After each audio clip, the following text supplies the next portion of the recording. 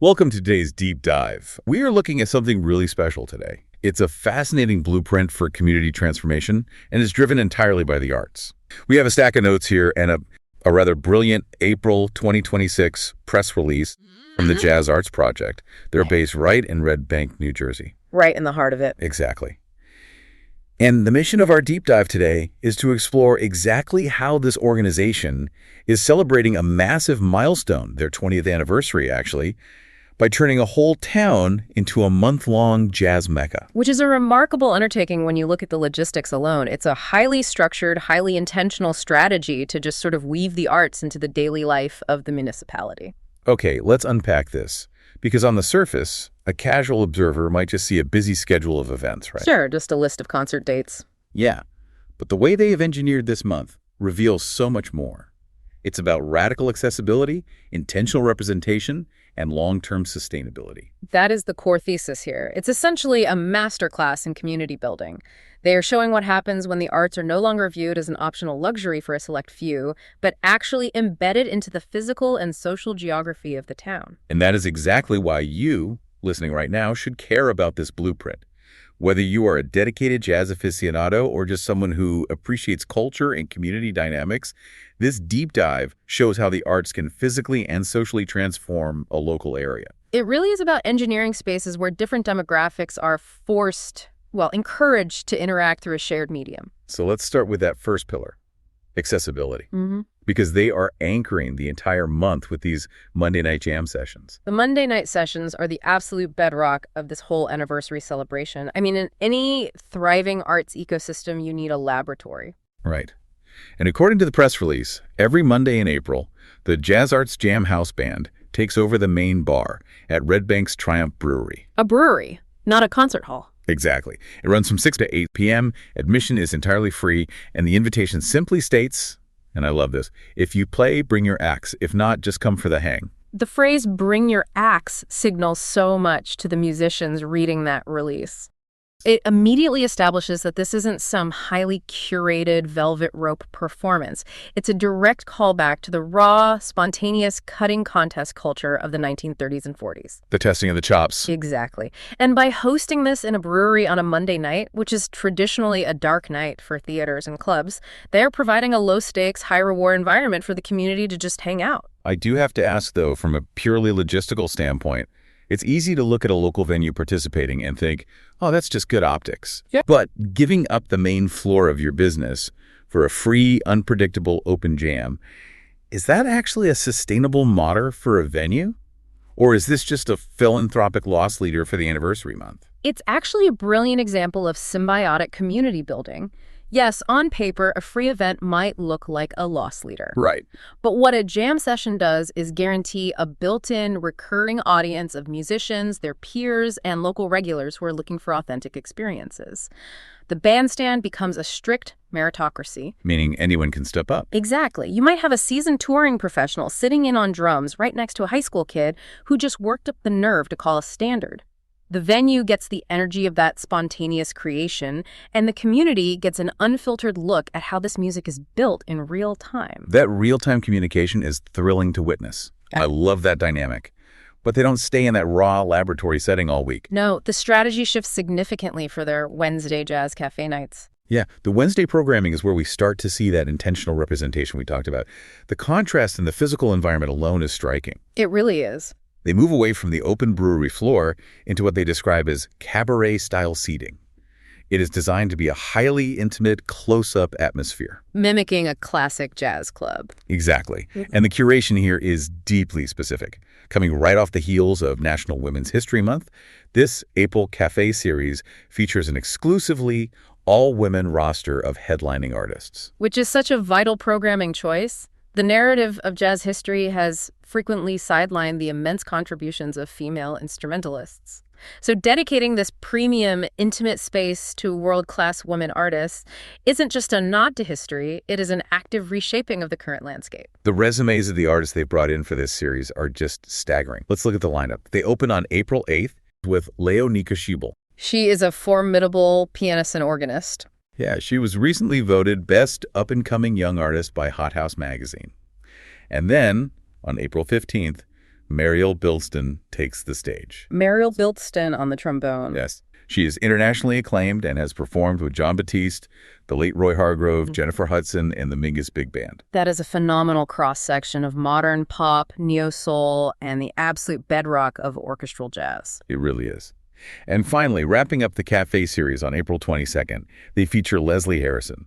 She is described as a vocal virtuoso, but her influence extends way beyond the microphone. She's a major force behind the scenes. She is. She is a curator at WBGO Jazz Radio and a co-founder of NYC's The Jazz Gallery. What's fascinating here is how these three artists act as a microcosm for the entire genre's ecosystem. How do you mean? Well, you have Schubel, who represents the critical recognition of the emerging vanguard. Then you have Bilston, whose work with the Mingus Big Band connects her directly to the heavy architectural heritage of the music. Well, her work with Batiste keeps her firmly in the contemporary zeitgeist. Exactly. And then you have Harrison, who is quite literally a gatekeeper and a tastemaker. A cultural architect. Precisely. By booking a founder and a curator like Leslie Harrison, the Jazz Arts Project is acknowledging that the music survives not just through playing, but through the infrastructure of radio and venue management. These women are living, breathing pillars of the broader cultural economy. It is an incredibly sophisticated curation strategy for a Wednesday night local gig. It sets a remarkably high bar. It really does. So we see this intense focus on intimate, localized history with the cafe nights. But for their 20th anniversary, they scale that history up to a global level. They go big. Huge. Yeah. Everything we've discussed so far leads directly into that massive 20th anniversary gala. The temporal shift they pull off for the gala is brilliant. Let's set the scene for you. It's Wednesday, April 29th. The gala is intentionally hosted in association with UNESCO's International Jazz Day. Which instantly elevates the evening from a regional milestone to a globally connected celebration. Exactly. But the immersive theme is what really stands out to me. It's Havana Nights. The goal is to transport the attendees into the vibrant cosmopolitan aesthetic of 1940s and 50s Havana. We're talking tropical elegance, Cuban-inspired cuisine, and the driving complex rhythms of Afro-Cuban jazz. The 1940s and 50s in Havana represented a golden age of cross-pollination, didn't it? It absolutely did. The rhythmic vocabulary of Afro-Cuban traditions was seamlessly integrating with the harmonic structures of American jazz. It was an era of intense innovation that produced a sound that was at once sophisticated, deeply rooted in diaspora traditions, and just undeniably danceable. And the Jazz Arts Project makes sure you feel that era before you even hear the first note. This is the part I was totally geeking out over. That car show. Yes. Outside Triumph Brewery on Edmund Wilson Plaza, there is a free public car show acting as a visual prologue to the evening. It's such a great touch. It's hosted in association with the Antique Motoring Club of Monmouth County, the AMCOMC. The press release specifically urges attendees to keep an eye out for that 57 Chevy Bel Air. It is such a striking visual choice, and if we connect this to the bigger picture, this is a beautiful example of mid-century cultural synthesis. How so? Because on the surface, a New Jersey antique car club and an Afro-Cuban jazz night seem like two very different demographics. They are, but historically they share the exact same era of post-war boom. The classic American automotive industry, the chrome, the tail fins of a 57 Bel Air, represents the peak of mid-century American design and economic expansion. Right, it's that iconic Americana look. Exactly. By parking that specific aesthetic outside a venue playing 1950s Havana music, you are visually demonstrating the cultural exchange of the era. The cars represent the American export of the time, while the music inside represents the vibrant cultural import from Cuba that was completely transforming the American bandstand. It grounds the abstract music in a tangible, physical nostalgia. It really does. It's a brilliant way to blur the lines between the street and the stage. Now, once the attendees transition inside for the gala, the evening serves a dual purpose. It's a musical immersion, of course, but it is also a time to honor the infrastructure that makes 20 years of this programming possible. This is where they present the annual Jazz Arts Hero Awards. Right. Recognizing the benefactors and the advocates is crucial. The artists generate the electricity, but the infrastructure provides the wiring. That's a great way to put it. For 2026, they are honoring two distinct figures. The first is Adam Rechnitz, the owner of Triumph Brewery. Which goes right back to our earlier point.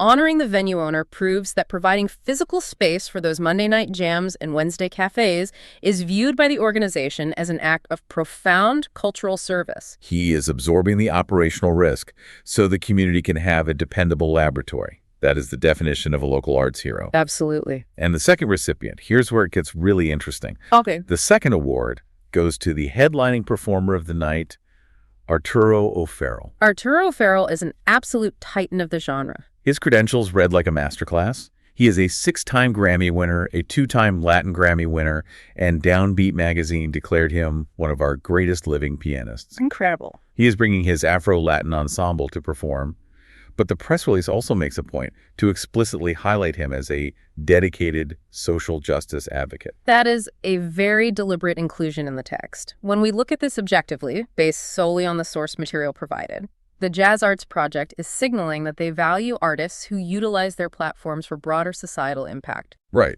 They are highlighting that dual role. Exactly. O'Farrell is known for using his compositions and his ensemble's reach to address complex cultural dialogues. By honoring that specific advocacy alongside his Grammy wins, the organization makes it clear that they view this music not merely as entertainment, but as an active tool for community engagement. And just to be clear for our listeners, we aren't here to endorse a specific political platform or social stance. Of course not. We are simply noting that for this organization, artistic excellence and social advocacy are inextricably linked in their messaging. It acknowledges that the music has always been deeply intertwined with the social realities of the people playing it. Always. And speaking of the people playing it, O'Farrell isn't the only artist taking the stage. The gala also features a performance by an ensemble called La Manga, which is a fascinating programming choice. They are an all-female Latin percussion ensemble, and their music is firmly rooted in the Afro-Caribbean Colombian tradition. It really expands the geographical footprint of the evening. I do have to play devil's advocate here for a second, though. If the theme of the gala is strictly Havana Nights, celebrating 1940s and 50s Cuba, doesn't bringing in a Colombian percussion ensemble dilute that specific regional focus? How does Afro-Caribbean Colombian music fit into a Havana theme? That is an excellent question, and it speaks to how we define the boundaries of international jazz. While Havana was the epicenter of a very specific sound in the 1950s, the rhythmic DNA of that music, the clave, the percussion techniques, shares a deep, interconnected ancestry with the entire Afro-Caribbean diaspora. Including the coastal traditions of Colombia. Exactly. By programming La Manga alongside Arturo O'Farrell's Afro-Latin ensemble, the Jazz Arts Project is connecting those regional dots under the broader umbrella of the music.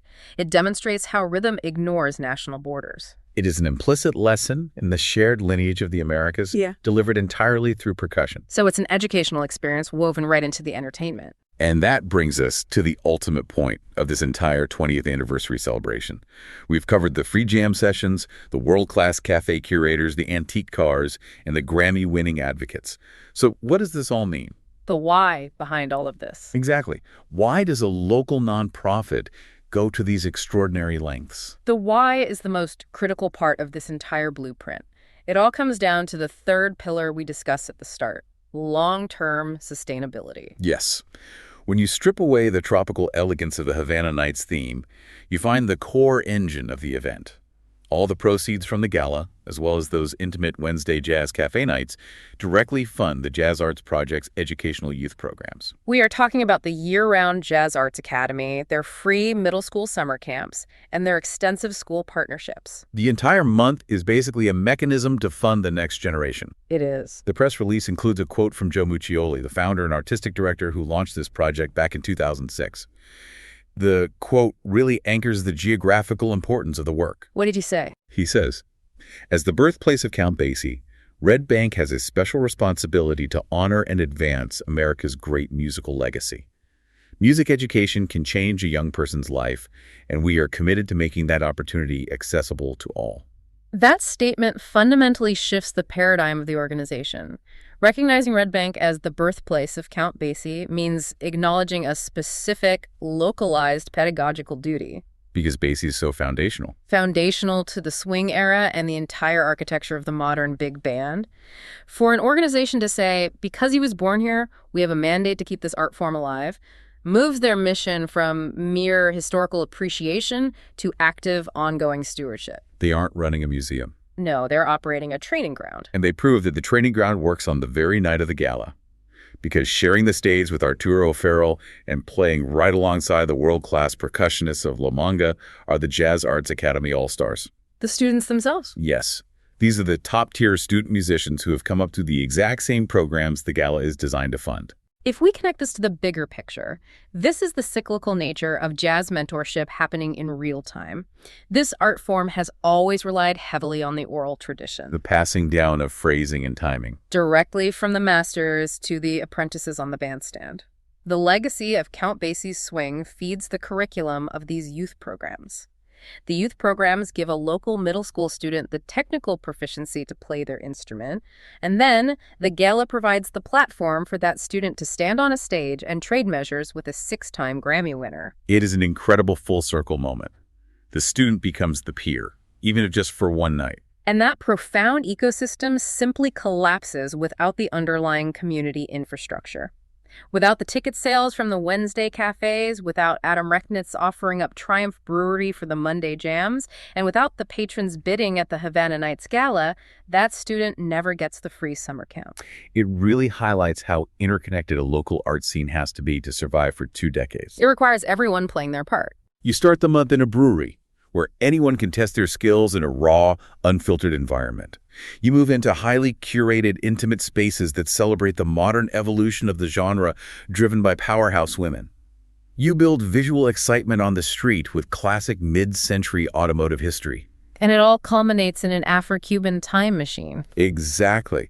A time machine that ensures the next Count Basie or the next Arturo O'Farrell has the resources they need to actually learn their craft. It is a masterful blueprint for community resilience, proving that when the arts are treated as essential infrastructure, they can physically and socially elevate an entire municipality.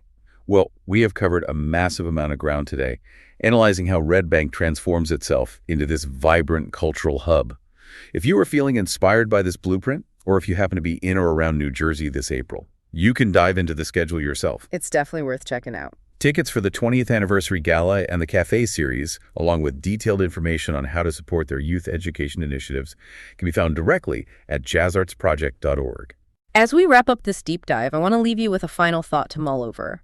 It builds on a detail from the press release that we touched on during the Hero Awards. The social justice advocacy. Yes. We discussed the intentionality of highlighting an artist as a dedicated social justice advocate. It is a deeply fascinating concept to analyze objectively.